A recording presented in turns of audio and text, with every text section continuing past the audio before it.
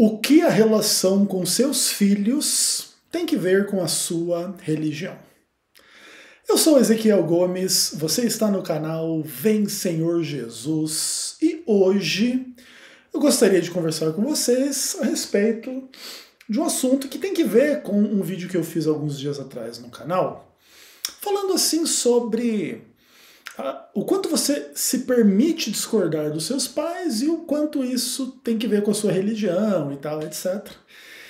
E agora eu fiquei com vontade de fazer a continuação dessa mensagem, não falando mais da nossa relação em relação aos nossos pais, mas em relação aos nossos filhos. E mesmo que eu não tenha filhos, eu sou filho e eu tenho noção um pouco de como que essa relação funciona. Tudo bem? Estamos aqui sempre na nossa companhia da nossa Budweiser. Patrocina nós, Budweiser, beleza? Sem álcool, maravilhosa, deliciosa.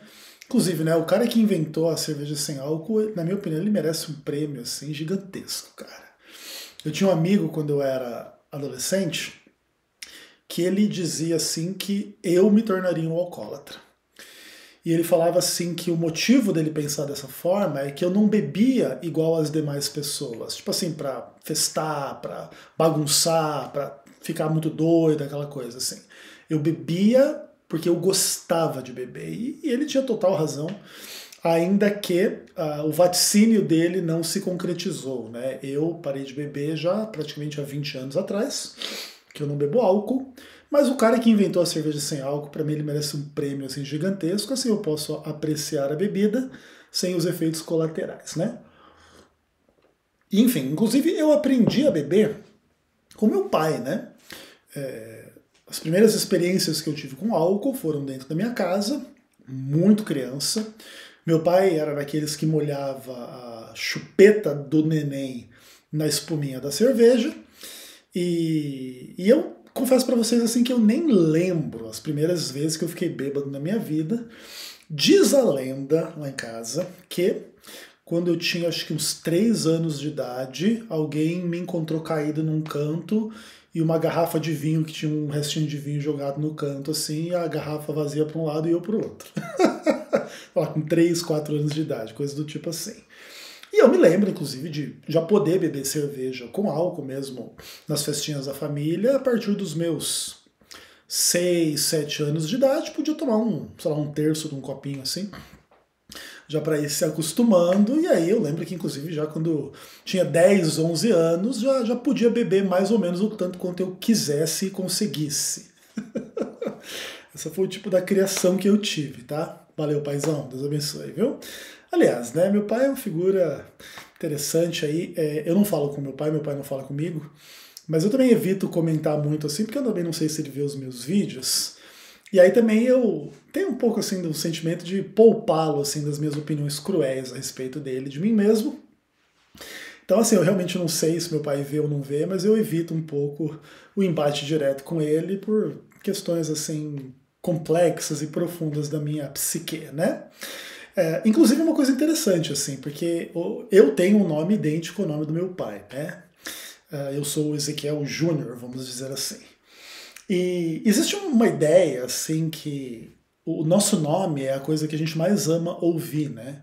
Inclusive quando se fala assim de psicologia de vendas e tal, sempre tem aquela coisa de você descobrir o nome da pessoa e perguntar e sempre tratá-la pelo nome, né? Porque aí quando a pessoa ouve o seu próprio nome na boca do vendedor, a chance dela fechar um negócio é maior do que ser considerada como uma pessoa sem nome, né?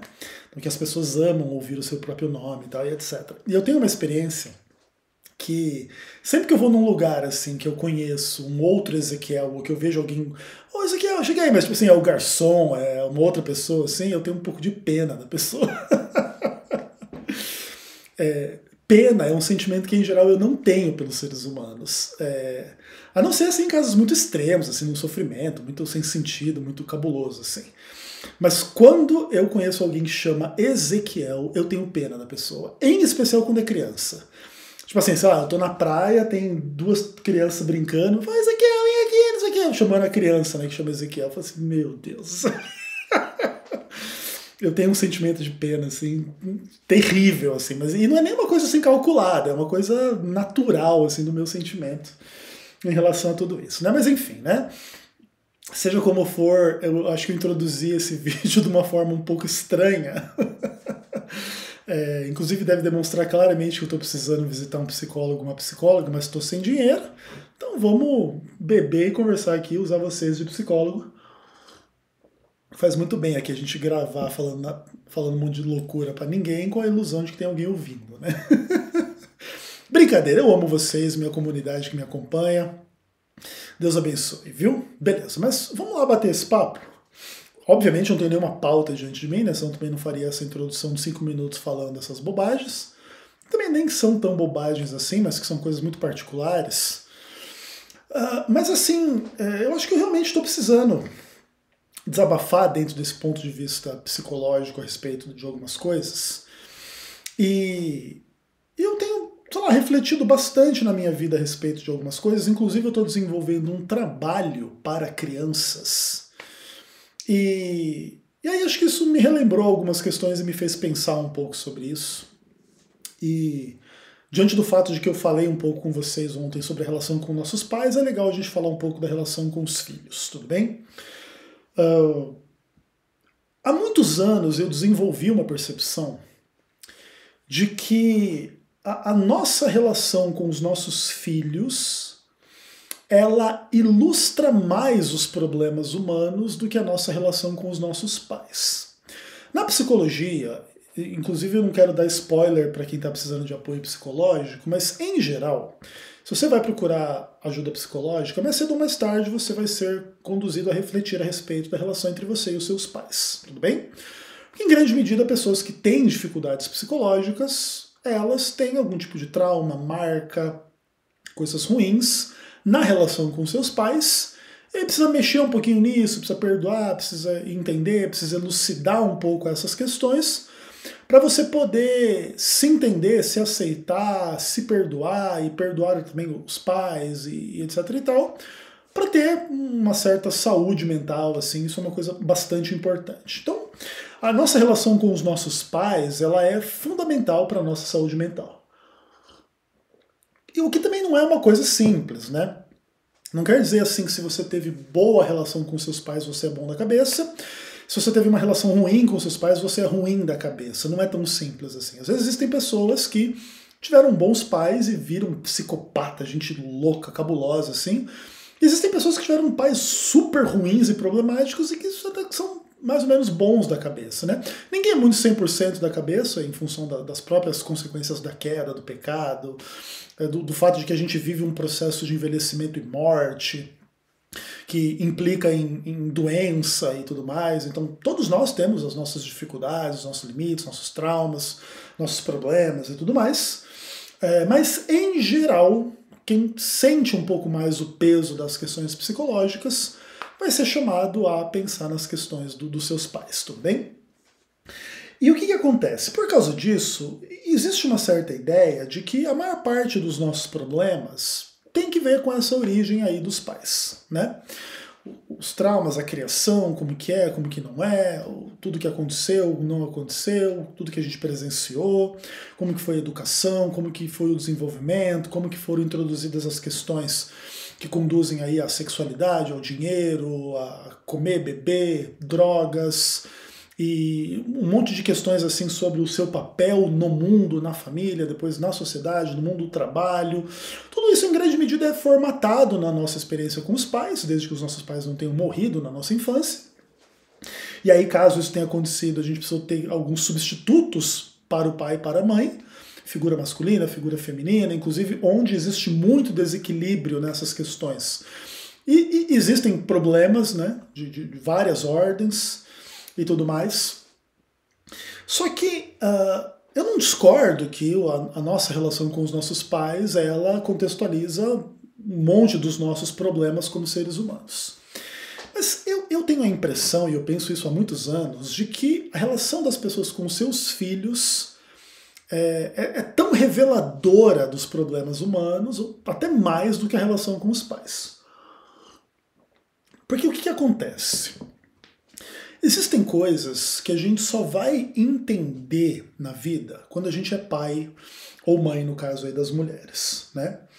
E que só vão aflorar depois que a gente é pai ou é mãe em relação a algumas coisas. Que inclusive tem que ver com um processo mais ou menos natural do amadurecimento. E aí, nesse aspecto, é possível dizer que quem é pai e mãe tem a tendência de ser um pouco mais maduro ou madura do que quem não é. O que também não é uma regra assim, escrita na pedra, imutável, porque às vezes você tem, por exemplo, pais muito imaturos, muito jovenzinhos, e você tem uma pessoa que nunca teve filhos mais adulta, ou mesmo idosa, e que pode ter uma maturidade muito maior do que aquele casal jovenzinho que já tem filhos. Mas em geral, se você comparar as pessoas da mesma idade, então, por exemplo, eu tenho 42 anos hoje, que estou gravando esse vídeo. Vamos pensar que eu tenho amigos de 42 anos que tenham filhos, ou amigas de 42 anos que tenham filhos. A tendência é que essas pessoas que tenham filhos sejam mais maduras do que eu, em função da minha falta de experiência com ter filho, tudo bem? O que também não é uma regra, porque as pessoas elas amadurecem de forma diferente, em níveis diferentes, em questões diferentes. Por exemplo, existem pessoas muito maduras racionalmente, mas imaturas emocionalmente. Inclusive isso tem um pouco com a discussão sobre inteligência emocional, né? Uma coisa é a inteligência racional, se você sabe fazer cálculo matemático, fazer música, construir uma ponte, ser um engenheiro, etc. E outra é a inteligência de lidar com as emoções, o amor, ou a rejeição, ou o sexo, ou isso ou aquilo. E tem pessoas muito maduras numa esfera e muito imaturas em outras esferas, tudo bem? Só que, naturalmente, em geral, o fato de ter filhos amadurece ou força o amadurecimento de algumas questões na vida daqueles que são pais e mães. E tanto quanto a nossa relação com os nossos pais explica um pouco das nossas questões religiosas, as questões com os filhos também, da mesma forma, e talvez de forma ainda mais intensa. Então, por exemplo, a própria metáfora bíblica de que Deus é pai e nós somos filhos de Deus já dá um pouco o tom dessa relação. Inclusive também, né, se diz, e eu acredito que essa seja bastante verdade, né, seja uma coisa muito verdadeira, que o mais próximo que os seres humanos podem chegar de ser Deus é exatamente ao conceber uma outra vida e gerar uma outra vida, né? E isso é uma coisa assim muito interessante. Existe uma diferença entre a humanidade e Deus nesse aspecto, porque Deus não precisa de uma parceira, de um parceiro para gerar filhos. Deus existe em si mesmo, sem entrar em complexidades da discussão da doutrina da Trindade, mas Deus existe por si mesmo, vamos dizer assim, como uma unidade, e ele é capaz de gerar filhos, inclusive gerar toda a existência, o universo e tudo mais que existe, de si mesmo, sem o auxílio de um parceiro ou uma parceira, como se fosse um homem que precisa de uma mulher ou uma mulher que precisa de um homem para ter filhos, tudo bem? Então Deus tem essa diferença de nós, e nós temos essa diferença dele. E no nosso caso, nós não conseguimos fazer filhos sozinhos, né? Nós vamos precisar do auxílio de outro, né? De uma mulher, no caso de você ser um homem, de um homem, no caso de você ser uma mulher. E aí já existe uma amplíssima complexidade nessa discussão sobre quem vai ser a pessoa com quem você vai ter filho. E às vezes, nós cristãos, inclusive, temos uma certa tendência a romantizar um pouco essa relação, assim, pensando inclusive no ideal do amor entre homem e mulher, não sei das quantas, etc e tal. Mas nem sempre essa é bem a realidade em função da qual surge a existência dos filhos, né? A gente sempre dá o exemplo assim, de filhos que são frutos de estupro, por exemplo. Não tem amor nenhum, não tem harmonia nenhuma entre esse homem e essa mulher. O homem vai lá, estupra a mulher, engravida a mulher e a mulher vai ter um filho. Olha que lindo, né? Mas, em geral, o que acontece? Nem todos os relacionamentos que geraram filhos na história do mundo foram esses relacionamentos assim, que aconteceram dentro de um amadurecimento natural, amplo, como se fosse assim aquela baita odisseia, né? Tipo assim, sei lá, imagine um casalzinho de uma menina com a menina que se conheceram no prezinho, na escola, e aí quando ficaram pré-adolescentes se afastaram, depois quando ficaram um pouco mais velhos começaram a se gostar, aí começaram a namorar, aí se desenvolve, namora, lá com 20 e poucos anos se casam e aí tem filhos. Mano, é uma história gigantesca, né? Porque a pessoa se conheceu lá com 5, 6 anos de idade, casou com 25 anos de idade, tipo, tem 20 anos de história até chegar a primeira vez que praticam sexo um com o outro e depois vai ter filhos, entendeu? Então é uma odisseia, né? Uma jornada cabulosa e gigantesca. E a gente pode romantizar essa jornada pensando, né, olha, se conheceram crianças e se amaram a vida toda e se apaixonaram um pelo outro e foi recíproco, não teve nenhum problema. E aí eles se amaram, amadureceram, cresceram, estudaram, trabalharam, batalharam, conseguiram casar virgens e aí descobriram a sexualidade juntos e não foi traumático, não foi ruim, foi super legal para um, para o outro e etc e tal, e se dão bem em todas as áreas, inclusive na área sexual, e disso aí vem filho e olha que alegria, que coisa maravilhosa é a vida, não é? Beleza, maravilha. É possível que existam histórias assim, né, na história da humanidade, mas na real também essa coisa idealizada desta forma como aqui está colocada é a minoria da minoria, é a exceção, vamos dizer assim. A maioria dos relacionamentos que gerou filho na história humana não são tão ideais. Não são pessoas que se conheceram em contextos XYZ, às vezes até inclusive em contextos bem ruins, movidos por questões assim bem carnais ou bem estúpidas. Tipo, a pessoa estava bêbada, foi lá e transou meio que sem noção com quem estava transando, engravidou e disso vem filho, né? Essa, por exemplo, é uma história mais comum do que a história do amor perfeito, né? Mas enfim, eu também não quero ficar entrando muito em detalhes na ampla complexidade das relações sentimentais e sexuais humanas, né? Não estou assim com muita cabeça para ficar pensando nessas coisas também, tudo mais. Mas o fato é que, vamos lá, então agora, seja como for, as pessoas têm filhos. E assim, tipo, como eu não tenho filho, eu não sei dizer assim até que ponto essa experiência muda ou não muda a vida das pessoas.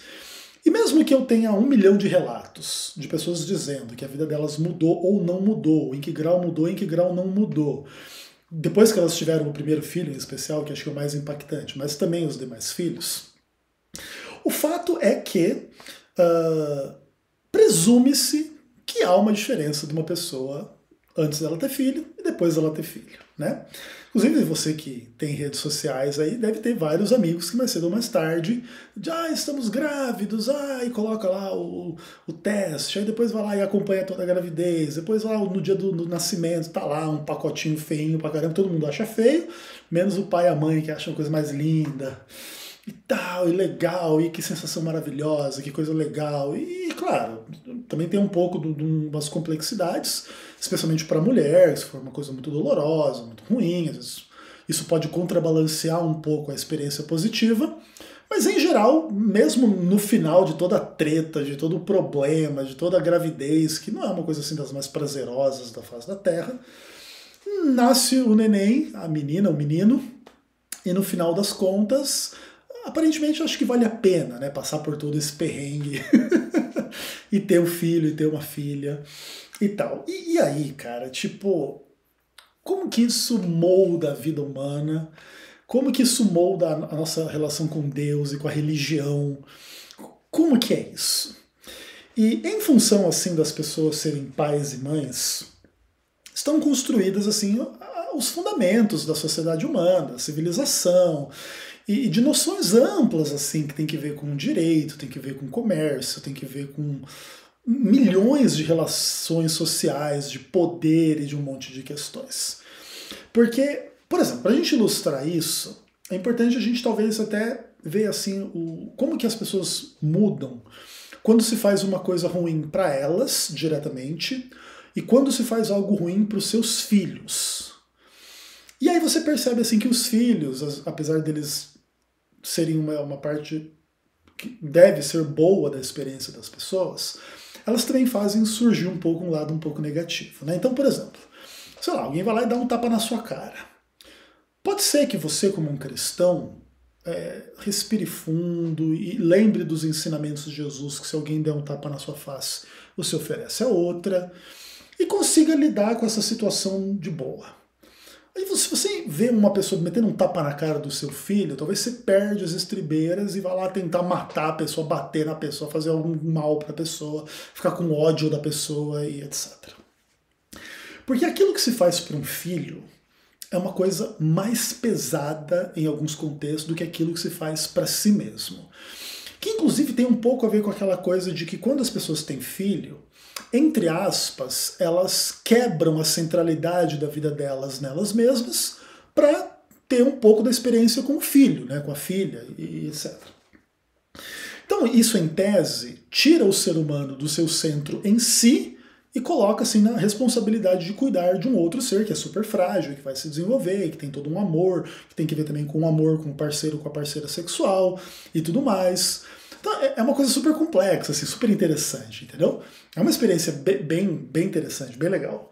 E também pode ser bem ruim, né? Mas vamos dizer assim que tá bem legal assim, essa experiência. E aí, tipo, aquilo que faria você se afastar um pouco de si, fazer você menos um pouco egoísta para cuidar de outro, às vezes faz você se tornar mais egoísta, só que num outro contexto. Agora no contexto não só de você como pessoa, mas da sua família. E isso é uma coisa assim profundamente interessante que está por detrás de várias questões super complexas e pesadas e negativas da experiência humana. Porque, por exemplo, a gente sozinho, a gente se vira bem mais fácil do que a gente com mulher e filhos, né? Ou a mulher com homem e filhos. Inclusive, a gente pode pensar isso até mesmo no casal sem filhos. Um casal adulto sem filhos que passa por determinados problemas consegue se virar de uma forma um pouco mais tranquila do que o casal que está com 2, 3 crianças ao redor, chorando, reclamando, precisando e pedindo um monte de coisa, e que não só são coisas materiais, é atenção, é carinho, é amor, pai brigou comigo, pai falou isso, é aquela loucura de criançada e etc. Irmãos e quem que dá atenção e quem que não dá, quem que parece mais com o pai, quem que parece mais com a mãe, quem que se dá bem mais com um ou com o outro. Um monte de estudos psicológicos sobre o filho mais velho, o filho do meio, o filho caçula. E estamos falando aqui de uma estrutura de 3 filhos, mas mesmo você fizer assim, tipo 10 filhos, tem os 5 primeiros, tem o do meio e tem os 4 últimos, ou coisas do tipo, entendeu? E aí tem milhões de tretas e questões assim, super complexas, e no final das contas, aquela família gerada naquele contexto da irmandade, do relacionamento do pai e da mãe, etc., vira uma entidade que é meio que tipo um time de futebol, meio que um exército, meio que um treco em si mesmo, e que, mesmo que tenha problemas internos, vai lutar pela sua sobrevivência e pela sua prosperidade, para que dê tudo certo, meio que para todo mundo ali envolvido, porque é aquela família, né? E disso se desenvolveram um monte de estruturas, por exemplo, jurídicas na existência humana. Por que existe a noção de propriedade e herança?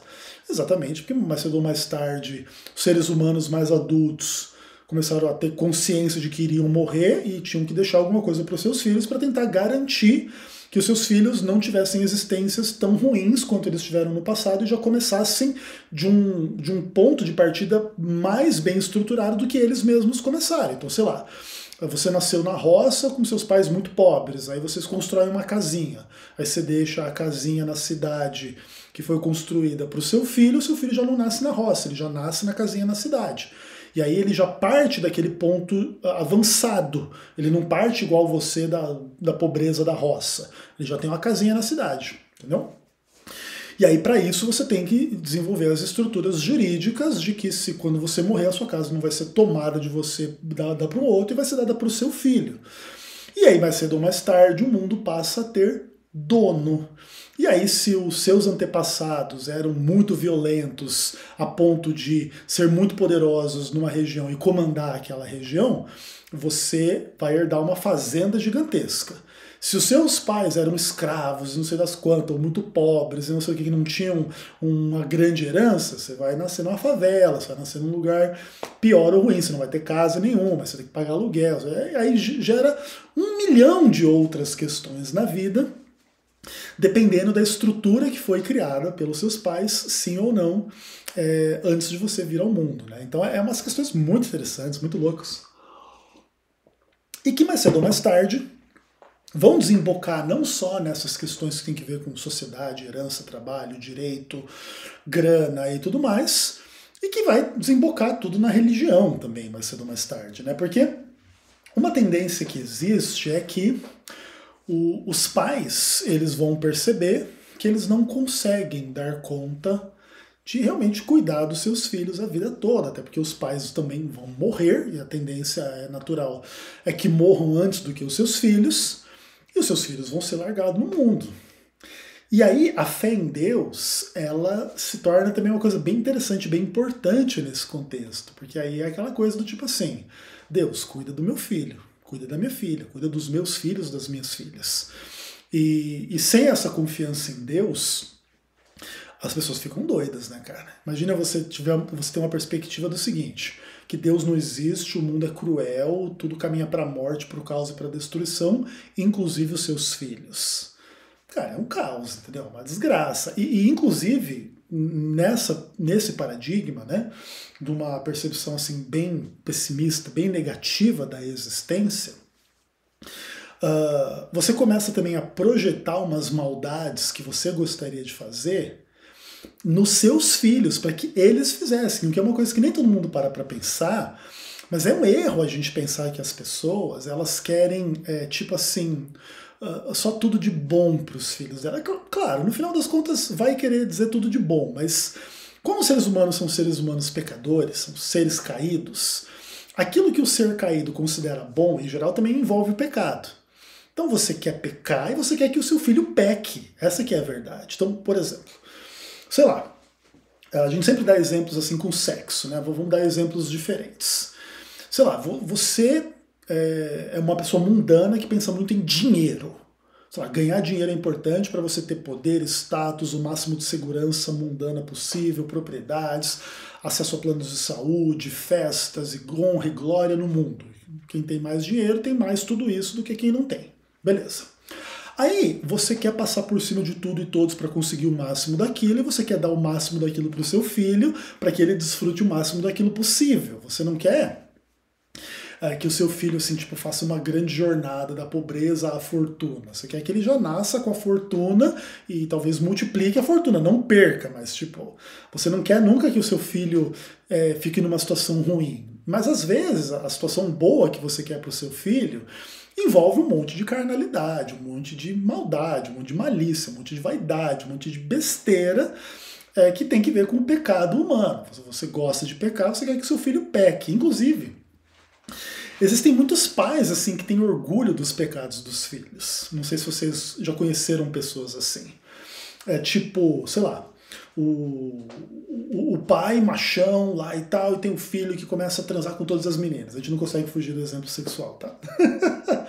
Aí o pai, tipo, tem orgulho do moleque, entendeu? Olha aí, ó, que legal. Inclusive, por detrás desse tipo de coisa, existe, assim, uma psique muito profunda, assim, por que o homossexualismo, ele é meio que rejeitado na sociedade de forma majoritária e ampla, né? Porque, veja bem, se existe um filho, um homem, por exemplo, que nasceu, ele é fruto de uma relação heterossexual. Então, aquele pai que fez aquele filho com aquela mulher, ele é um heterossexual. E os pais, em geral, eles querem que os filhos sejam funções de si mesmos, que eles não sejam diferentes. Então, se existe um menino, porque teve uma relação entre um homem e uma mulher. Então, se um homem que gosta de mulher tem um filho, ele quer que o filho goste de mulher, não que goste de homem. Inclusive, uma das maiores ofensas que podem existir para um pai, pelo menos da maioria, assim, da galera, na humanidade mais natural, né? É assim que ser homossexual é uma ofensa gigantesca para um pai. Inclusive, isso explica um pouco o contexto do homossexualismo de algumas pessoas que às vezes têm relação ruim com o pai e se torna homossexual para punir o pai tipo, com a maior desonra possível, né? Não é toda a homossexualidade que se explica dessa forma, mas uma parte da experiência homossexual se explica dessa maneira. É tipo como você tem uma relação ruim com o pai, e aí você vai. Então meu pai ele quer um machão, ele quer. Então vou mostrar pra ele o que ele vai ter. E aí o moleque vira gay pra punir o pai, porque o pai bate na mãe, porque o pai é bêbado, porque o pai destrói todo mundo, que o pai é ruim, que o pai não tem sentimentos, o pai não demonstra amor, o pai não dá carinho, o pai abandona, o pai não sei o quê, e aí gera essas tretas. A homossexualidade não se resume a essa experiência, tá? Mas ela inclui essa experiência em alguns casos. E, enfim, aí a questão é muito louca. Mas o fato é que a humanidade, quando ela tem um encontro com Deus, vamos dizer assim, ela, vamos dizer assim, pensa que se arrepende um pouco dessa busca mundana só pelo prazer, pelo sexo, pelo dinheiro, pelo status, pelas coisas no mundo, e ela busca a vida eterna, ela tem a perspectiva da vida eterna. E aí ela tem um pouco assim daquela experiência, quando é pai e mãe, de, sei lá, assim, pensar um pouco como Deus pensa em relação aos filhos, né? E aí também você tem discussões assim muito complexas assim sobre os contextos assim de perdão dos pecados ou de condenação, ou mesmo de condenação eterna das pessoas que escolhem o mal e que tipo, não se arrependem do mal, né? Que tem que ver inclusive com a ideia se o amor do pai e da mãe humanos, né, é incondicional em relação aos erros do filho, ou se tem um limite dos erros do filho que rompa a relação entre o pai e a mãe. Entre ele e o pai e a mãe, né? Então, por exemplo, até onde você perdoa o seu filho se ele errar? Você queria que seu filho fosse uma função de você. Aí quando você descobre que ele é uma outra pessoa, que ele não é uma função de você, você se decepciona, sim ou não? Você se decepciona a ponto de romper a relação com ele? Sim ou não? Você consideraria perdoar ele? Sim ou não? Ou teria alguma coisa que você não perdoaria? Se seu filho for gay, você não perdoa. Se seu filho usa drogas, você não perdoa. Se seu filho não tiver o mesmo gosto que você em relação a milhões de coisas, você não perdoa. Ou como é que isso funciona? E a gente está colocando aqui coisas meio bobinhas, em tese, mas existem coisas muito graves nas relações entre pais e filhos. Então, às vezes, o seu filho pode ser um bandido, pode te humilhar, pode ser por exemplo, um pai idoso de um filho mais jovem. E o filho vai lá, humilha, bate no pai e na mãe, rouba o pai e a mãe, humilha, xinga, maltrata, faz coisas realmente cruéis e malignas. Tem um limite onde não se perdoa mais o filho, ou porque é filho sempre tem que ter perdão? Inclusive, essas coisas moldam um pouco a nossa experiência que a gente tem em relação a Deus. Deus perdoa tudo ou Deus tem limite na hora de perdoar? Como que isso funciona ou isso não funciona? E, inclusive, uma das questões bem complexas dessa discussão é que, às vezes, pessoas que não têm boas relações com o seu pai ou com a sua mãe acabam não tendo uma boa relação com Deus, que em tese é o pai, é o Criador, entendeu? Claro, que às vezes também o oposto é verdade. Às vezes por você não ter um bom pai ou uma boa mãe, você se apega a Deus, que aí, tipo assim, ok, o meu pai e minha mãe, o terreno aqui não vale nada, ou morreram, ou são ruins, ou não concordam, não nos damos muito bem. Mas aí pelo menos tem Deus que é perfeito, que aí não tem os erros que o pai humano tem. Isso também existe. Mas em geral, se você tem um pai muito ruim, às vezes você pode ter uma relação com Deus um pouco estranha, com esse papo assim de Deus ser o pai e tal, e não sei o que, não sei o que lá. Então a relação que a gente tem com os nossos filhos, ela molda assim milhões de questões assim dos nossos interesses na vida, que é uma coisa meio que concentra, né, os nossos objetivos de vida. Em geral, quem tem filhos faz do filho e dos objetivos de vida do filho os seus próprios objetivos. Esquece um pouco de si e coloca o filho na dianteira. E aí tenta usar o filho, a filha, os filhos, as filhas, para fazer avançar a causa familiar, além meramente do projeto particular do pai e da mãe, né? E isso tem a ver com tudo de bom e com tudo de mal que existe na humanidade, né? Muito assim do nosso amor a gente aprende na relação com os nossos filhos, né? Que é um amor, inclusive, diferente, até maior do que a gente tem com o cônjuge ou com a cônjuge, né? como diz o Sérgio Moro, com a cônjuge, né? E isso é uma coisa muito interessante, assim, né? Que inclusive chega no final das contas tem que ver com aquela coisa que o amor verdadeiro é amor de mãe, até nem é tanto de pai, né?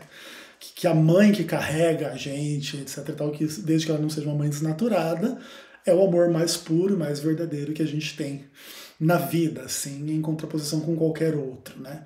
E aí também tem um pouco da ideia de que o nosso cônjuge, ele substitui os nossos pais como pessoa mais importante da nossa vida até vir os nossos filhos, né? Para a gente transferir essa lealdade principal da nossa vida, primeiro do pai e da mãe, depois para o cônjuge, depois para os filhos. Mas nisso tudo aí tem que tentar ver onde é que Deus se encaixa, né? Deus tem que ser mais importante que o nosso pai, que a nossa mãe, que o nosso cônjuge e que o nosso filho. E aí a gente tem que aprender aquela coisa do tipo amar a Deus acima de todas as coisas, ao próximo como a ti mesmo, e o próximo mais próximo é o cônjuge e os filhos. E aí também não pode fechar e parar aí, porque senão a família também vira o foco do egoísmo máximo centrado em si mesmo, como se fosse tipo um ser humano egoísta. Aí o ser humano tem que aprender a abrir a sua família para as demais famílias e abençoá-las e servi-las e amá-las como pessoas fazendo parte da mesma família humana, mas mesmo que de forma indireta, com outra cor de pele, com outra nacionalidade, com outra religião, com outra compreensão das coisas, e etc e tal, que é o desafio, né, da vida em sociedade, numa cultura mais ampla, onde você vai ter discordância política, discordância religiosa, discordância de todos os tipos, que também vai ter na família, né? Que também a pintar assim as famílias como unidades muito coesas, que só tem discordância de família para com família, mas não de membros de famílias internas, é equivocado. Inclusive, às vezes, existe aquela ideia de que há amigo mais chegado que irmão, né? Há irmãos de sangue que não se dão bem, mas há pessoas que têm irmãos de sangue que não se dão bem, mas que se dão muito bem com pessoas de outra família e que são tipo amigos como irmãos, né? Também é um tipo de relação muito interessante na humanidade, né? Que a gente também não se relaciona só com pai, mãe, cônjuge e filho, mas com amigos, colegas e pessoas aí de ambientes de trabalho, de estudo, de um monte de coisa que testam o nosso amor, a nossa paciência, o nosso egoísmo, se a gente tem inveja ou não de como que as pessoas são ou não, em função de um monte de coisa, e em função das quais a gente vai moldando a nossa vida, aprendendo a viver e vivendo antes que a gente morra ou que Jesus volte ou coisa do tipo. Enfim, sei lá, fiquei com vontade de falar essas coisas para vocês, não sei se acrescenta algo de bom para vocês ou não, espero que sim. E é isso, beijo no coração, até o próximo vídeo, se Deus quiser. Um abraço.